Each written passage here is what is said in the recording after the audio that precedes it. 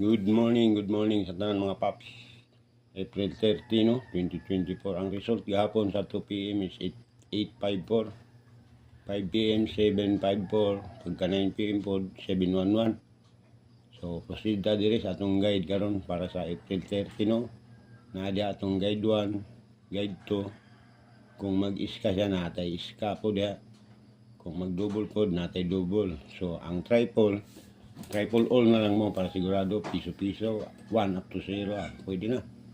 So sa 0 natay 0 dia atong maintain pabuhagay na to kaning maintain og pabuhagay last day ni karon di yung QP ang QP na to na dia quick probable na siya QP quick probable. So kanala tong guide karon no, sa April 30. So subscribe na lang pug ko og mayong buntag sa tanan og daghang salamat kaninyong tanan.